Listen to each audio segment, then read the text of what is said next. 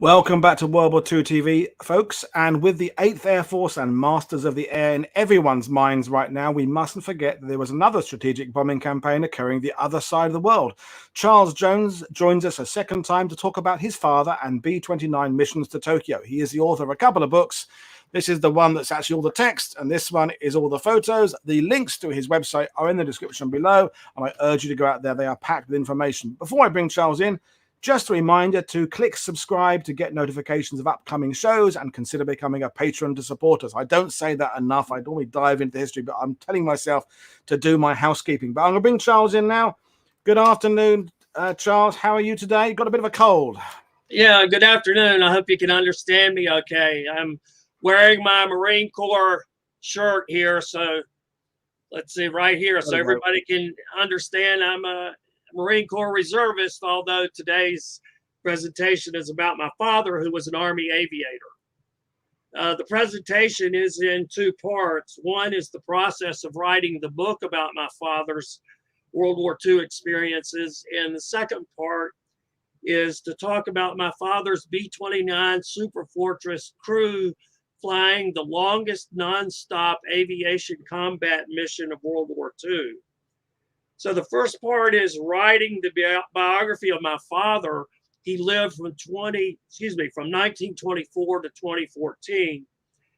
I had never thought about writing a book about him until 2018. And I spent virtually the entire year of 2018 gathering all of his records, equipment, uniforms, and Japanese souvenirs. And as I went through that inspection process, I was also writing based on my various discussions or discoveries as I went through those records, equipment, uniforms, and souvenirs. What surprised me the most, number one, was the sheer amount of physical items. My father brought back everything in the B-29 that was not riveted to the airframe, including the aircraft commander's binoculars. Now, in the B-29, what we would call the pilot in the left seat was called the aircraft commander, and what we would call the co-pilot was called the pilot. I don't know why that nomenclature was there for the B-29, but that's the way it was. My father was an accumulator, but at the end of the war, nobody really cared much about government property. They just cared about getting home. My father was a firearms enthusiast, and the one thing that bothered him till the day he died was the one thing he could not bring back, and that was the Colt 45 semi-automatic pistol, caliber 45 he had been issued. He was threatened with court-martial if he didn't turn it in, so he turned it in. But after the war, he must have bought 10 of them to make up for them. I was also surprised at the sheer amount of paper records. The old saying is that an army moves on its stomach. I would say during World War II that that's not true, that the army moved on paper records. I obtained my father's records from the National Personnel Records Center in St. Louis, Missouri, but obtaining them takes months. I fortunately also had what's called his 201 file. And that was a personal file he could keep by himself to keep his records in for his own purposes. And that was the first time I found a record of his combat flight hours, 489.5 combat hours. I was also surprised at the souvenirs. The infantrymen, not the aviators, obtained the battlefield souvenirs because the infantry has the direct contact with the enemy. So the infantry is in the better position to obtain souvenirs. So as an aviator, he couldn't obtain souvenirs while he was on Guam, where he was stationed. But fortunately for him, a Marine division was also stationed on Guam, and a Marine came by the bivouac, and the Marine traded his souvenirs to my father for my father's liquor ration because the enlisted guys only got beer rations. And I want to note here that while many World War II men returned their souvenirs to Japan, there was no way my father was going to return them, and there was no way I was going to return them. What did he get? He got an Arisaka 7.7 millimeter rifle with bayonet. The interesting aspect of the rifle is the stamp of the chrysanthemum atop the receiver. That's the rifle right there. If you look at the top of it, there's a stamp of a chrysanthemum, and that's it right there. And that is the symbol of the Emperor of Japan. But for many souvenirs that were given out after the war had ended, the chrysanthemum was ground off or filed off. And the idea was that we're not going to embarrass the emperor by giving out souvenirs with his chrysanthemum on it. So my father was lucky to get one during the war before they were taken off. He also had a Japanese meatball flag, and it's called a meatball flag because it's just a red circle on a white backing. He had a samurai sword, and there's the meatball flag. And notice there's no characters on it like a lot of flags you see. He also had a samurai sword, and it's very sharp. Take my word for it. He had to have a permit for each of his Japanese souvenirs, but there was one souvenir that wasn't quite so legitimate, let us say.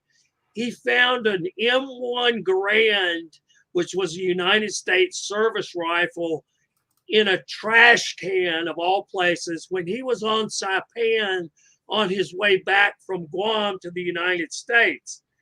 And being a gun enthusiast, he said, there's no way that's staying in there. So he wrapped it in an army blanket and he smuggled it by customs. And I have it, and I shot it in 2022. So it was the first time it had been shot in probably 70 years, and it worked flawlessly. I call it my trash can Garand because it was named, the rifle was named for John Garand, Garand, who was its designer. Another thing that surprised me was the precise numbers and types of missions. He said he flew 30 missions, but I started questioning that, not because I doubted him, but because something didn't quite fit. I only counted 13 bomb pin tags. Now, he kept a bomb pin tag for each bombing mission.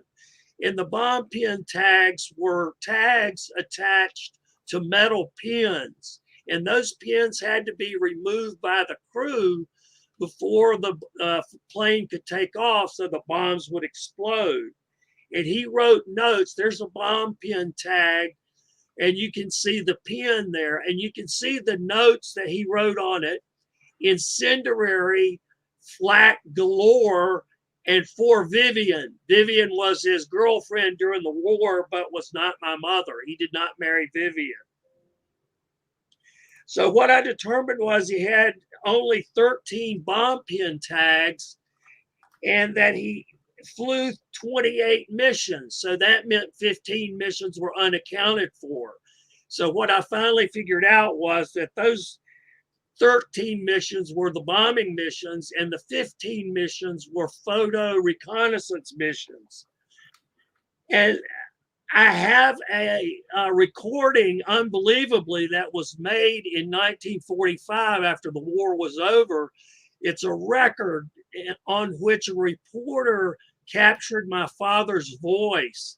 So I got to hear what my father sounded like in 1945.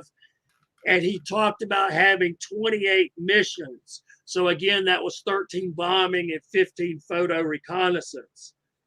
And he thought that the number of photo reconnaissance missions, those 15 missions, were one of the reasons that he survived the war. One of 3 reasons he survived the war. And this was because the Japanese would not survive on a single ship. Now, airplanes could be referred to as ships.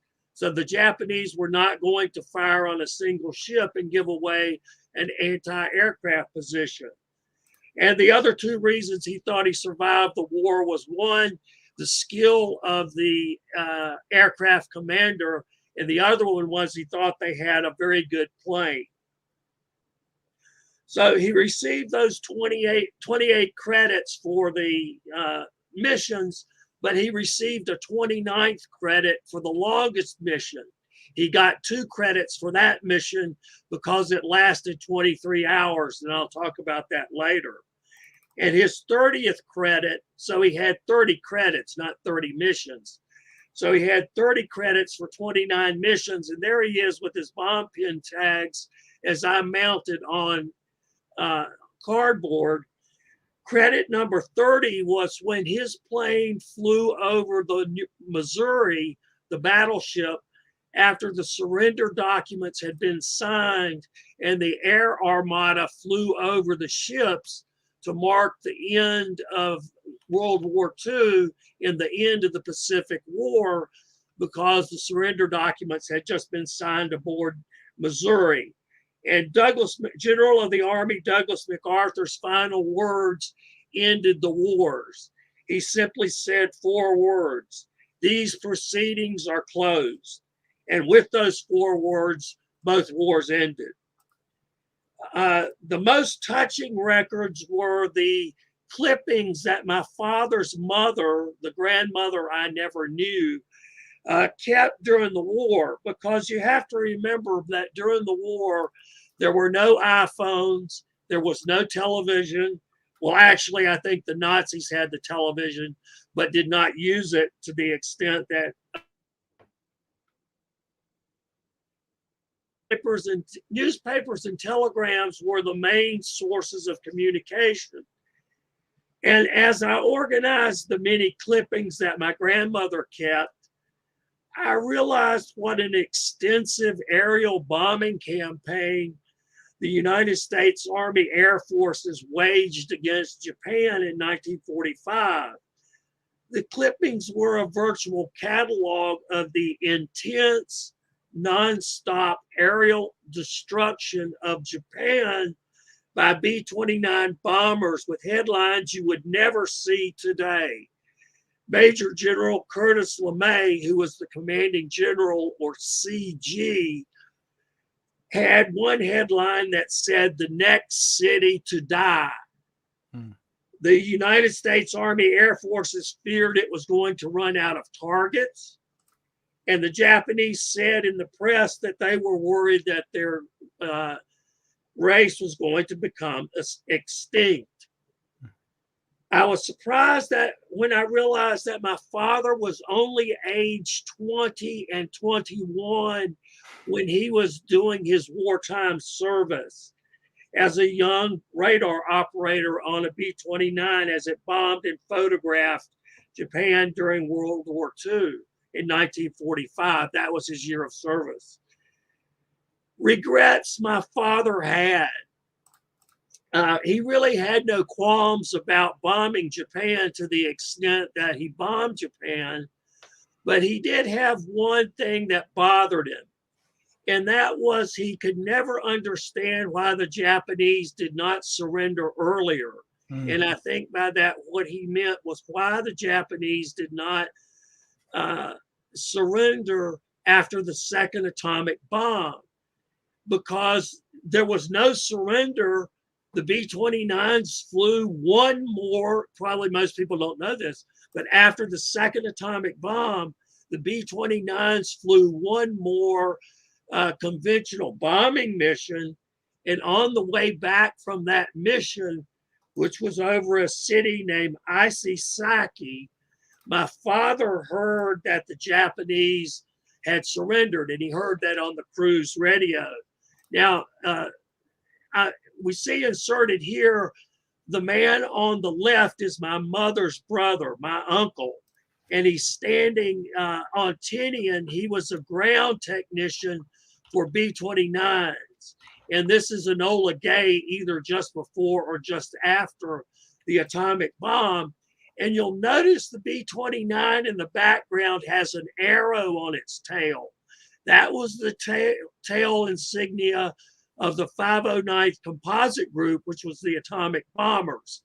But the Enola Gay actually had an R on her tail when she flew the mission, so the Japanese would not know that a special group had been brought in to drop the atomic bomb. But back to that one, well, I'll go over this first. Okay, we'll stay there. Yeah, that one thing that bothered my father was he couldn't believe that the Japanese let those people die on that last mission. Now, you had this other picture about the Enola Gay. I don't know why this was painted there on the left, but it says first atomic bomb, Hiroshima, August 6, 945. But if you look at Enola Gay today, as it is in the Smithsonian, you'll see that in the same place, that lettering is gone. So that lettering was not original to the airplane. It was added afterwards. And when we're talking about the atomic bomb, that brings up perspectives. My father thought the atomic bomb was one of the greatest inventions of the 20th century, and he thought it saved his life because without it, he would have had to have kept flying missions. And his theory was that the longer you stayed in combat, the more likely you were to be killed. And Paul brought up the European Theater of Operations and the new video there. There were more medals of honor and more distinguished service crosses in the ETO, the European Theater of Operations, with the bombers and bombing personnel there than there were in the Pacific. There was only one Medal of Honor awarded to a Pacific or B-29 crewman. I should say to a B-29 crewman. There was only one Medal of Honor awarded.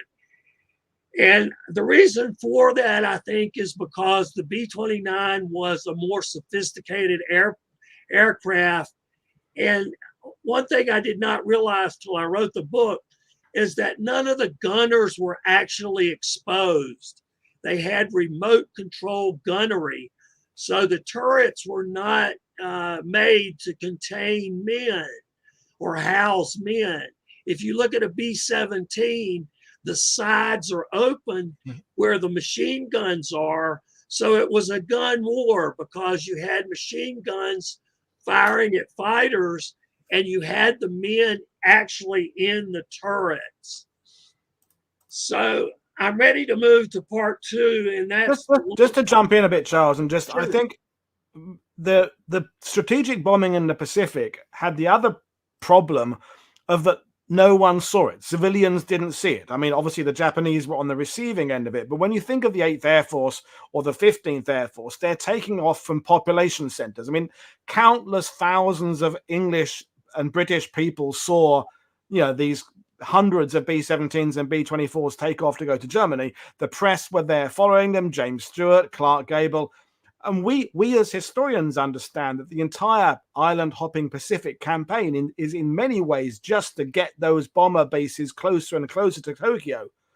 But the public aren't walking around Tinian or Guam or Saipan in 1944 and 1945. So I think it was out of sight from your average person following the war. And I think historians today are fully aware that the strategic bombing in the Pacific was integral towards the defeat of Japan, but I think at the time it wasn't really thought of that way. That would be my take. Does that make sense to you? Yes, I agree. I would use the term isolation because the islands were isolated. They were not population centers, say like in London or other cities in England or excuse me, in Europe. They were not population centers. They were islands out in the middle of the ocean. And that's one thing my father emphasized to me is most people do not realize how vast and how big the Pacific Ocean is. We say it on this channel every single time we talk about the Pacific. Well, most times we just remind people of the extraordinary distances and, well, brilliant information so far. And we're going to do part two now. Yeah. what I wanted to move on to fairly quickly is my father's crew flying the longest aviation combat mission of World War II, a nonstop mission. And for those of you who have access to the internet, you can look up Air Force Times, or excuse me, Air Force Magazine, and look at the April 2010 issue, and you'll see my article about the crew flying the longest mission. That's the name of the article, The Longest Mission, April 2010 in Air Force Magazine. And for some reason, my father's crew was chosen to fly a single ship mission. Single ship again means there's no bomber escort and there's no fighter escort.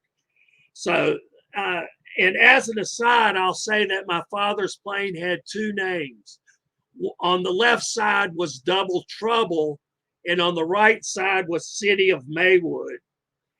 And again, it was single ship, so there were no escorts. And of course, in those days, you had no in-flight refueling.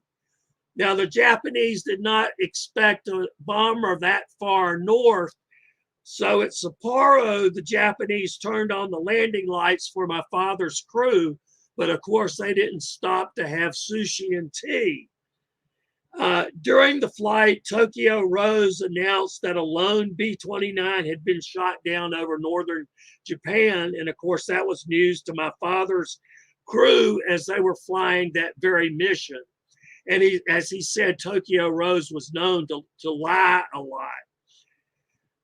My father was more frightened of the Soviets, and that's him taking a shower in field conditions on Guam. He was more frightened of the Soviets than he was of the Japanese, because as you probably have heard, B-29 crews landing in the Soviet Union, where the secondary landing site was, in my father's case, it was Vladivostok, the crews disappeared, or they were kept there for the whole war.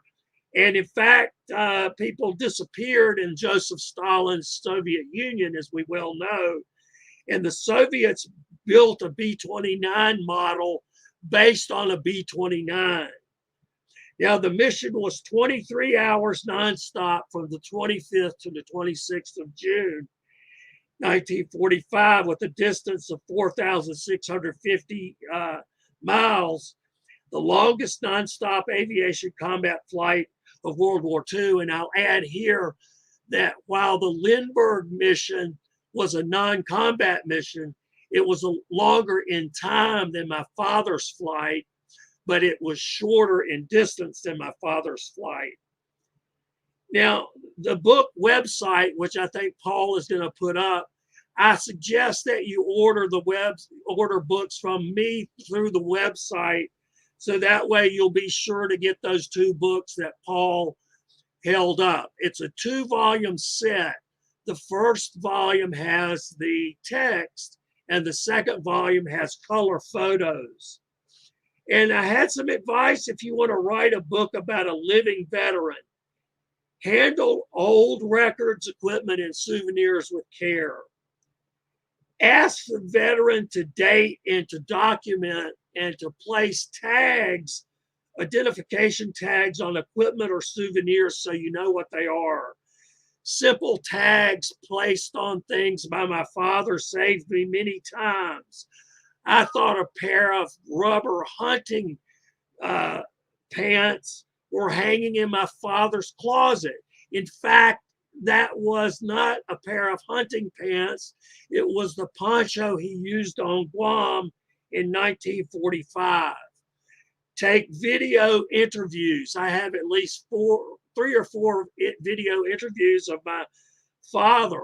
Prepare the questions and hand them to the veteran before the interview, and ask the difficult questions. How did you feel when your best friend was killed? Now, the veteran will either answer the question, or you can tell by his facial expression or by his words or gestures that that particular question is off limits. In fact, my father said about missing crews, they just didn't come back. So the practical effect was after a mission, you would go around and look in the barracks, and you would see the empty cots, and the empty cots were for those officers who were gone, Gone. And my father, for some reason, didn't feel comfortable sorting the personal possessions of those who did not come back. And when you're around a veteran, keep a notebook handy, because you never know when a veteran is going to say something profound. My father spontaneously talked about the war all the time, and I found myself writing on paper cups, on napkins, probably on my hands, anything I could write when he said something. And his two best quotes were stating the obvious. He said, "It's a damn good thing we didn't get shot down over Japan." Mm. And he said, "That's the best deal I ever had. I didn't get killed in World War II." And one final and best perspective was a note I found strictly by chance from my father. He had written it, and I found it lying on a bed. He wrote it on the 7th of October, 2013, very short, in his own hand. "It was my privilege to serve my country. I was fortunate to survive 28 combat missions and one last trip to fly over USS Missouri, the battleship, for the surrender of Japan. I was not a hero, but I did my duty." And the importance of having 2 dog tags meant survival. Because if the veteran only had 1 dog tag, that dog tag was in the hands of an administrative person. The second dog tag was on the body of a missing or dead veteran. But that note that my father wrote about not being a hero, I think is true. And you'll hear veterans say that the heroes are those who did not come back. But I think it's correct to say that my father was heroic. So I think we've seen most all the photos, unless you had some other photos. Paul, I had 3 firearms I wanted to show the audience. Well, I just want you to explain a bit more about radar photography and the role of these B29s, because there's aerial reconnaissance, there's the strategic bombing. So just to explain a little bit about what the precise nature of those missions were. We've seen the photo of the bomb pins from the bombing missions, but for those who don't know, could you just take us through what that actually means? Right. This you can see at the bottom, it's labeled. It's an incendiary strike mission on Osaka. And the thing that's unusual or unique about this is you actually see the bombs falling. So this is really not a true strike photo in a way, because the true strike photos were taken, I think, pretty much after everything had settled. So the smoke was gone and you could actually see the damage from the air. And I think I have 1 or 2 photos like that. But that was not what my father's mission was.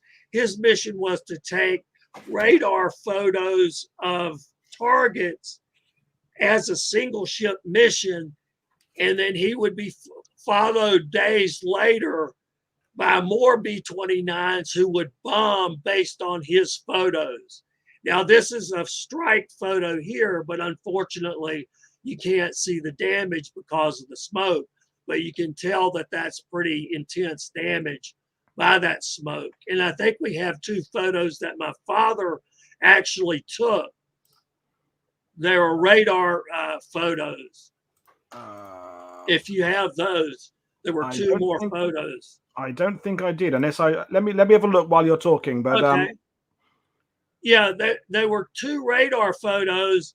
One was Toyama, and you can see the radar scope, and you can see the city, which is a blip below it. And then the second one was the 3rd Fleet.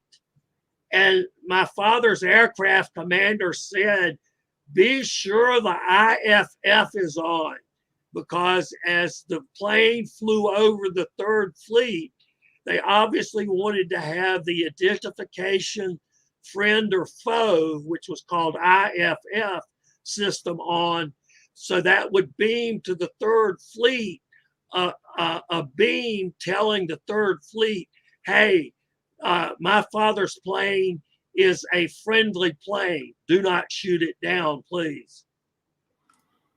I don't know if you have those two photos or not. I thought I had sent them to you. I've just been through my emails and I can't find them. So that would be my mistake or your mistake. But Okay. you've done a good explanation. But this was, the photography was really sophisticated. I was reading about today that by this point in the war, there were like 5 different cameras on these B29s in the nose and the rear. And it was a sophisticated operation. We had the question from Ian, what altitude were they taking the radar photos at? Yeah, now my father's plane, there were specific planes that were built as reconnaissance planes. My father's plane was built as a bomber. So it was used as a reconnaissance plane. And I asked him, how did you take the pictures? And I think what they did was they looked at the radar scope and actually put a camera over the radar scope and took a picture of what the radar scope was showing. And if you had those 2 pictures, we would be able to see that, the radar scope. Yep. For some reason, either I've mislaid them, or you didn't send them, or I screwed up possibly. But yeah, there were 2 photos, and they had P10 on them, and they were actual photos that my father had taken. Again, the Third Fleet, and one was Toyama. Yeah, no, I can't find them. But go ahead and show us the weapons, and while you're doing that, I'll try and find the photos. Now, this right here is a Colt. Let me make sure. This is a Colt 45 semi-automatic handgun, and this would have been the type of handgun that my father was issued, and that he was so distressed that he could not bring back. This particular handgun I obtained indirectly from an Iwo Jima veteran. He was a Marine Corps major who was a battalion commander, and he carried this weapon but never fired it in anger, and he carried this on Iwo Jima. So again, this is a 45 caliber handgun that was issued to the B29 crewmen. Now, I have one Japanese handgun. This is a Nambu Type 14. This was essentially a Japanese Luger, and you can see the Japanese characters right here. Now, my father wanted to get one of these from his Marine trading partner, but the Marine either wanted too much liquor or too much money, so my father was not able to get the handgun from the Marine. So after the war, he bought like 20 of these to make up for the difference. I have, I think, 3 of these in my gun safe now. And I also have the trash can Garand. This is the trash can Garand. This is the rifle that my father found in the trash can. And as you'll see, it's loaded by a clip. Most semi-automatic weapons are loaded by a detachable magazine that goes here. This is loaded by a clip. If I can find the clip, I have a clip with dummy ammunition in it. If I can find it. Well, anyway, what you'll probably never hear from anybody is called M1 thumb. You put the clip right here and you hold it down with your thumb. But watch what happens when the clip is put in.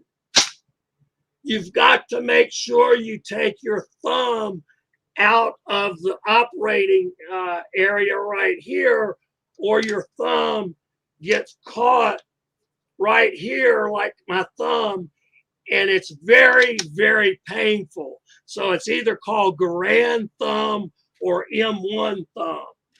So that's the trash can Garand that I actually shot.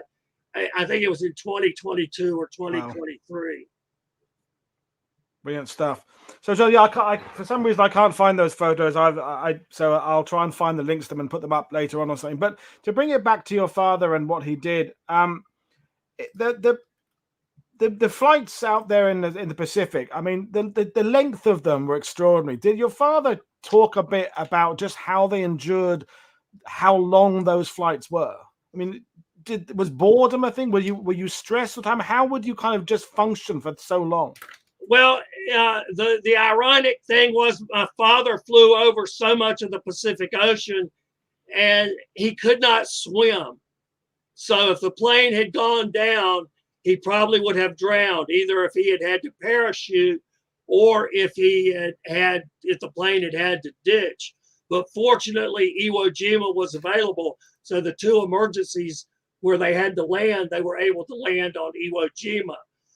But yes, there was a big difference because in the European theater, you could just fly, hundreds of miles from London to the target and back. In the Pacific, you had to fly thousands of miles over many hours. So yes, you're correct. It was nerve-wracking because you were flying over so much ocean and you were flying for so long, maybe 15 hours, but there were only just, a few minutes or a few seconds of terror when you were actually over the target. Now, by the grace of God, I have found my clip of dummy bullets. If you want to put the camera on, I can show you right here. These are dummy bullets. And what you do is you pull this back, and while this is back, you insert this clip into this part of the rifle. And then when the clip is in there, it goes forward.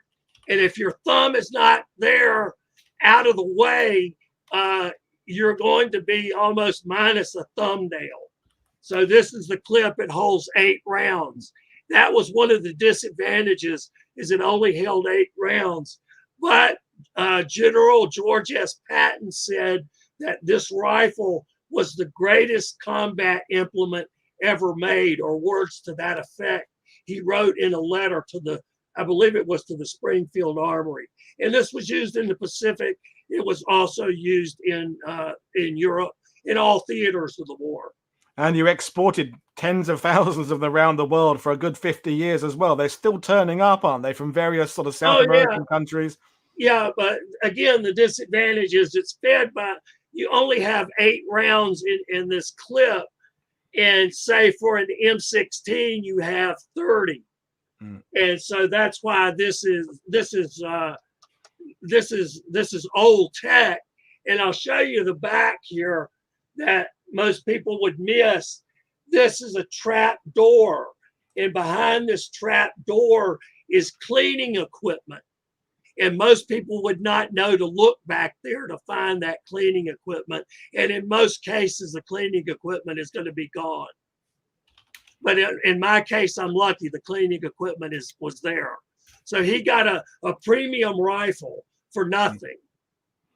Well, thank you very much for the small arms lessons. It's always appreciated. We just want to take it back to people have asking some more questions about your father. So one of the things we always talk about in comparison to the Pacific Theater and the ETO is that in the Pacific, there were no liberation parades. You got no grateful civilians coming out kissing the liberators. When the war ended, you talked about the fact that your father had wished the Japanese had surrendered earlier. Was it a bit of an anticlimax? And someone is asking, did he return by ship or was he flown back? And when did he come back from overseas? Well, I think just his crew was kind of broken up.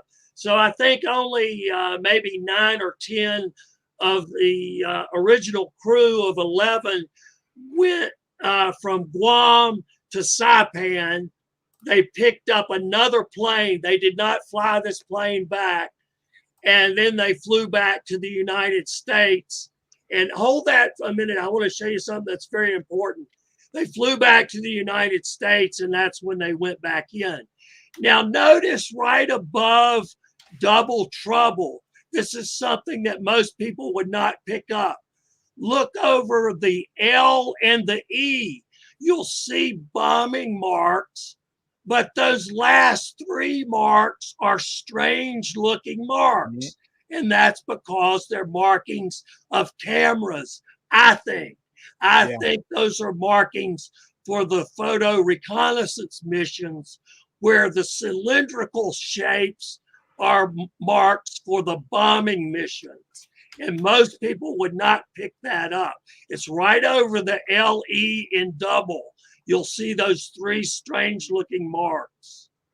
But that suggests that the crews were equally proud, as they should have been, of the photo recon work as they were the bombing missions. So someone is clearly telling them how important that work is. And we talk about it all the time on this channel about the bomb crews are only as good, whether they're Pacific or ETO, as the information they're being provided. So the information coming in from the ground, information coming in from the air. It's no good flying somewhere where there's no target, or you've got to know what the latest flak is. If you're flying into Germany, you've got to know what the weather conditions are. So it's admirable to think that they were considering these photographic missions of equal priority. Oh yeah, they would fly the single ship mission. The Japanese would not shoot at them. And then they come back with the radar pictures, and those pictures are passed out to other crews, so the other crews can use those to bomb. Now, these are four members. My father is there on the far right. Next to him, the guy on the telephone is the navigator, my father's best friend. And then the bombardier is there at the box. In the background is the radio operator. He was the only Jewish member of the crew. And they accused him of reading the New Testament on bomb runs. Wow, that was just wartime humor. Yeah. We've got another question about from Ian about, was there any rationale behind which crews were selected for photographic missions and which ones on bombers, or why they alternated? You would have thought maybe that they would have specialized in one thing or the other. Yeah, I think, not to brag on my father, I don't want to make it sound like my father won the war, but I think my father had an exceptionally good radar set, and I think he was very good at taking the pictures. And that's probably one of the reasons why his crew was chosen. And I think, much to maybe the crew's chagrin, the aircraft commander volunteered to go on the missions without consulting the crew. So that's probably the reason that they went on so many of those missions. Fine. And in terms of your research for the book, was it easier to find out about the bombing missions, or easier to find about the photographic missions? Because I'm imagining that the photographic missions are happening in less frequently than the bombing missions. So is information out there for you to research? Yeah, I had those two pictures, like we said, we can't find that the radar pictures. So it was roughly, half and half. 15 single ship missions doing the photo reconnaissance and 13 doing the bombing. So it was kind of half and half. Okay, thank you. And then I think we will wind things down, Freddie. People are asking various questions about your father after. Well, you talked about the fact that he brought back all these souvenirs. He wished the Japanese had surrendered earlier. Did he maintain an interest in aviation and flying, or did he stay on the ground for the rest of his life? Well, I think he actually visited Japan one time, maybe twice, when he was a civilian. But of course, he didn't wear a ball cap that said B29 on it, and he didn't talk about what he did. But no, he was not afraid to fly, but he was not per se interested in aviation. He was interested in going to the reunions of his bomb group, and he went to many of those, and I went to many of those with him. So yes, he was interested in that. And those are his original wings as a navigator. I thought that was a good father-son connection when I found those, because that's me holding them. Yeah. And that's his handwriting in the right. It says original wings when commissioned, or something like that. And my last question is really about connecting the Marine Corps history with the strategic bombing history, because Marines are very proud, understanding of what they did in the island hopping campaign, although you mustn't forget the Army doing their island hopping as well. And then there's the strategic bombing. But, you're a Marine, your father was in the US Army Air Force. Do you think there's enough connection of those separate campaigns into one? Because, as I said, they are basically in support of each other, right? The island hopping campaign is to take islands to move the Air Force closer to Tokyo, and then as the Air Force moves closer to Tokyo, it then relieves the pressure on the Marines and the Army attacking those islands. It's all part of the same story. Do you think they're connected enough, or do you think most people kind of treat them very separately? Yeah, I've been around a lot of the Iwo Jima Marines and Iwo Jima Navy Corpsmen. And of course, I've been around my father and all his comrades. I'll just have to say there was nothing on the part of any of those men other than mutual respect. The Marines respected the airmen, because the airmen were shortening the war by bombing, and the Marines were respected by the airmen, because without the air bases, where would the B-29? The B-29 can't fly off an aircraft carrier. So there was respect. My father respected the Marines greatly, not only because he got his souvenirs that way, from them, yeah. but also because they were the ones who took the islands, and especially Iwo Jima, because the plane had to land there twice. So he had the utmost respect for the Marine Corps. No, thank you. It was a mutual thing. I never heard, maybe some kidding, but never any severe criticism of one branch aimed at another. Never. And my last comment really just about, you stressed that your dad was 20 and 21 when he was doing this. And we now know that the B-29, I think, cost more money to develop than the Manhattan Project. I mean, it cost the US government millions and millions and millions. And there's this sort of disconnect when we think about it today, 80 years on, that people barely out of their teens were entrusted with this incredibly sophisticated aircraft. You talked about the fact the gunners are inside rather than being exposed like in the B-17. The B-29 leads directly to the B-52, which really, were only in service up until very, very recently.